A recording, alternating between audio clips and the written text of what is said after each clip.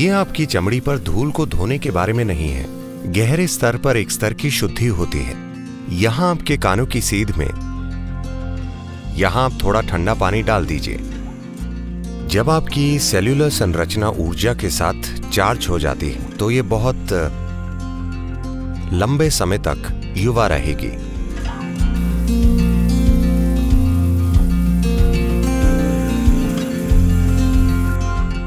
ज्यादातर भारतीय भाषाओं में आम बोलचाल में हठ शब्द का अर्थ है अटल होना। ये एक गुण है जिसकी आपको जरूरत होगी।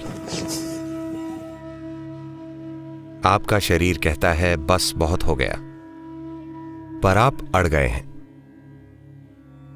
यही हठ योग है। आपका मन कहता है मैं हार मानता हूं, मैं अब ये और नहीं कर सकता, पर आप अटल हैं। आप बस करते जाते हैं। तो हठ योग ऐसा शरीर बनाने के बारे में है जो व्यक्ति के जीवन में बाधा न बने। It will become a stepping stone, but not a hurdle. ये एक सीढ़ी बन जाएगा, पर रुकावट नहीं बनेगा। अपनी पूरी संभावना में खिलने के लिए व्यक्ति के विकास में रुकावट नहीं बनेगा।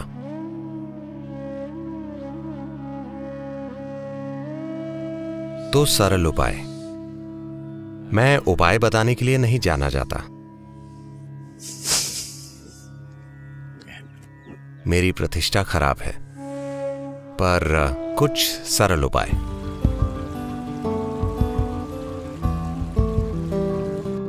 यौगिक संस्कृति में कोई फव्वारे में नहीं नहाता था। नहाने का हमेशा मतलब था नदी में डुबकी। वे हमेशा नदी पर जाते, डुबकी लगाते और फिर योग करते।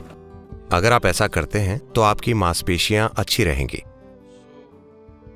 तो इसे करने का दूसरा तरीका यह है कि आमतौर पर हमारे घरों में जिस बाल्टी से हम खुद पर पानी डालते हैं वो इतनी बड़ी होती है। उसमें कम से कम 4 लीटर पानी होता है। अगर आप ऐसा करते हैं तो पूरा शरीर बस हो गया हमेशा। मेरा मतलब है, मैं महिलाओं के लिए इस पर जोर नहीं दूंगा, आपकी हेयर स्टाइल अलग होती है। पर नहाने का मतलब यह है कि पानी की पहली बाल्टी सीधा आपके सिर पर हमेशा। शरीर पर ठंडा पानी डालने से गर्मी आपके सिर में चली जाएगी बहुत तेजी से। ऐसा नहीं होना चाहिए। तो इसलिए जो लोग अपने बाल गीला नहीं करना चाहते, उन्हें कम से कम थोड़ा ठंडा पानी लेकर अपने एक बिंदु है यहां आपके कानों की सीध में यहां आप थोड़ा ठंडा पानी डाल दीजिए। तुरंत आप देखेंगे कि सिर में एक ठंडक आ गई है। उसके बाद आप शरीर को नहला सकते हैं। पर इसके अलावा हमेशा पहली बाल्टी अपने सिर पे ही डालनी चाहिए, शरीर पर नहीं। तो आपको अपनी बाल्टी भरनी है और सुबह नहाने का यह सबसे अच्छा तरीका है। शरीर को पानी में डूबा हुआ होना चाहिए, जैसे कि आप एक डुबकी लगा रहे हैं। ठीक है? पूरा शरीर एक साथ, कम से कम चमड़ी पानी में डूबी रहनी चाहिए। इस तरह नहीं, ऐसे ऐसे ऐसे। अगर आप पानी डालते हैं तो पूरा शरीर को लगना चाहिए कि आप उसे डुबकी लगवा रहे हैं।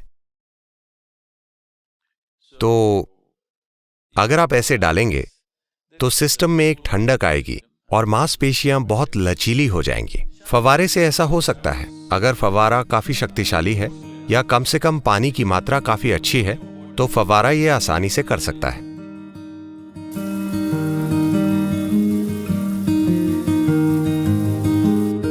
हमेशा ये सबसे अच्छा होता है कि हम उस पानी से नहाएं जो कमरे के तापमान से थोड़ा ठंडा हो।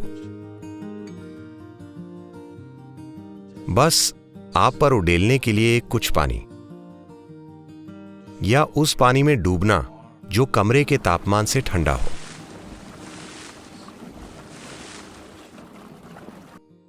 क्योंकि अगर ऐसा होता है तो सतह पर यह होगा कि कोशिकाएं, एपिथेलियल कोशिकाएं सिकुड़ जाएंगी। जब वे सिकुड़ेंगी तो वे सारे रोम छिद्र खोल देंगी। कोशिकाओं के बीच के छेद खुल जाएंगे। खुद कोशिकाओं के रोम छिद्र होते हैं, हम उन्हें नहीं खोलना चाहते। वे तब खुलेंगे जब आप उन्हें गर्म पानी में डालेंगे। अगर आप खुद को गर्म पानी के टब में डुबाते हैं तो कोशिकाएं खुल जाएंगी और पानी भीतर ले लेंगी। हमेशा ऐसा करना एक अच्छी चीज नहीं है। आप शरीर को ठंडे पानी में डालिए, कोशिकाएं सिकुड़ जाएंगी, उनके बीच की जगह खुल जाएगी। और योग के अभ्यास के लिए यह महत्वपूर्ण है, क्योंकि हम शरीर के कोशिकीय ढांचे को एक अलग आयाम की ऊर्जा से चार्ज करना चाहते हैं। अगर कोशिकाएं सिकुड़ेंगी और खाली जगह बनाएंगी, तब आप योग अभ्यास कीजिए। तब शरीर का कोशिकीय ढांचा चार्ज हो चुका होगा। यही वजह है कि एक व्यक्ति दूसरे की तुलना में कहीं अधिक जीवंत लगता है।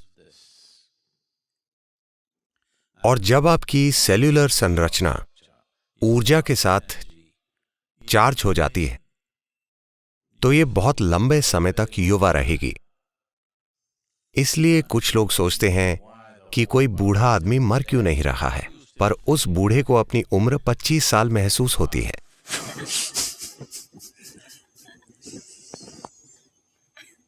हठ योग दुनिया को निराश करने का भी एक तरीका है।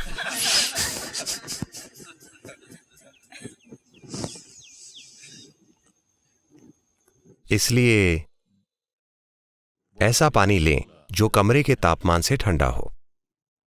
भारत में, दक्षिण भारत में कम से कम ये कोई बड़ी समस्या नहीं है। पानी हमेशा उसी तापमान पर रहता है, ये आदर्श जगह है। पर अगर आप ठंडे देश में हैं, अगर आप समशीतोष्ण यानी टेम्परेट जलवायु में हैं, तो पानी बहुत ठंडा हो सकता है, वो ठीक नहीं होगा। पानी का तापमान कमरे के तापमान से 5 से 8 डिग्री सेंटीग्रेड कम होना चाहिए, उससे ज्यादा नहीं।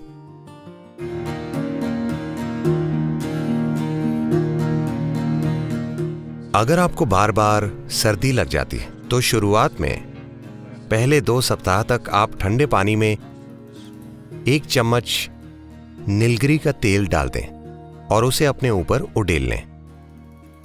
आप देखेंगे कि आपकी सर्दी चली जाएगी, नीलगिरी के तेल से नहीं, सिर्फ ठंडे पानी की वजह से।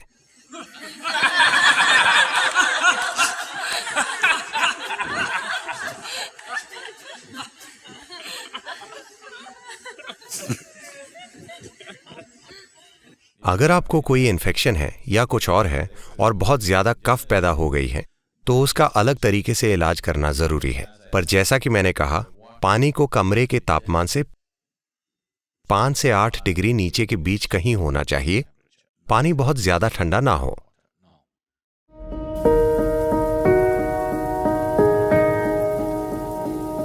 अगर किसी भी तरह का मेलजोल हुआ है, किसी भी तरह का मिलना जुलना हुआ है,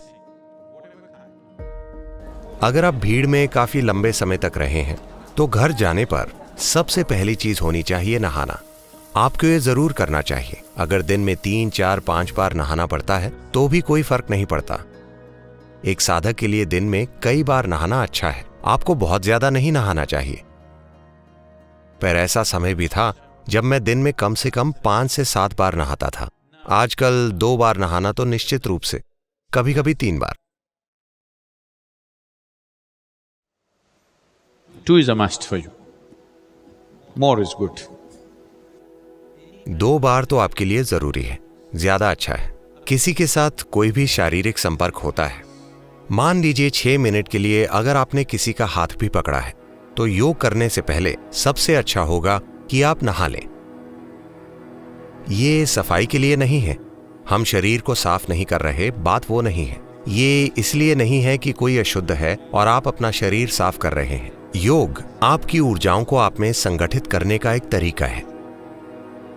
तो अगर किसी तरह का मेलजोल बहुत ज्यादा हुआ है, अगर मैं आकर किसी कार्यक्रम में बैठता हूं, मैं किसी को शारीरिक रूप से छू तक नहीं रहा, अगर मैं किसी कार्यक्रम में 2-3 घंटे बैठता हूं, तो सबसे पहली चीज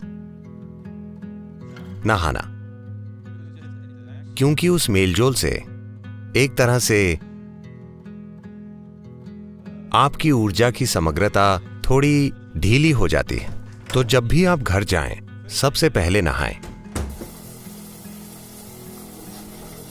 नहाने का मतलब साबुन, शैम्पू ये वो नहीं है। पानी से भरी एक बाल्टी, boom. Just water flowing over, it purifies. बहता हुआ पानी शुद्ध करता है। बिना धोए और रगड़े पानी शुद्ध कैसे कर सकता है? वैसे नहीं है। आपको पता है, न्यूक्लियर रिएक्टर में वे कुछ धातुओं का इस्तेमाल करते हैं, जैसे टाइटेनियम और प्लैटिनम और कुछ दूसरी चीजें भी। अगर वे इन धातुओं को शुद्ध करना चाहते हैं, वे धातुओं को शुद्धतम रूप में चाहते हैं, सामान्य प्रयोगशाला प्रक्रिया में वे एक सीमा तक ही शुद्ध कर पाते हैं, उससे परे वे शुद्ध नहीं कर पाते। तो वे ये करते हैं, उस धातु की एक रॉड और एक छल्ला बनाते हैं। छल्ले को रॉड से छुए बिना बस ऊपर नीचे घुमाते हैं। आप देखेंगे कि धातु शुद्ध हो जाएगा। तो आपके शरीर में 72% पानी है। आप बस इस पर पानी डाल दीजिए, एक तरह की शुद्धि होगी। यह आपकी चमड़ी पर लगी धूल को धोने के बारे में नहीं है, वो तो वैसे भी होगा, वो एक अलग चीज है। पर बस पानी को अपने ऊपर बहाने से गहरे स्तर पर एक तरह की शुद्धि होगी। क्या आपने देखा है? मान लीजिए आप किसी दिन बहुत तनाव में हैं, आप बस फव्वारे के नीचे जाकर खड़े होते हैं, तो आप बाहर नहीं आना चाहते, आप बस वहां थोड़ी देर ठहरना चाहते हैं। फव्वारे के उन 3 या 5 मिनटों ने आपके जीवन की कोई समस्या नहीं सुलझाई, पर जब आप बाहर आते हैं तो लगता है कि परेशानी चली गई, मानो नया जन्म हो गया। क्या आपने ये देखा है? आपको महसूस होता है कि परेशानी गई। इसकी वजह यह है कि इसका 2/3 हिस्सा पानी है। अगर इस पर से पानी सिर्फ बहता है तो कुछ चीजों में बदलाव आएगा।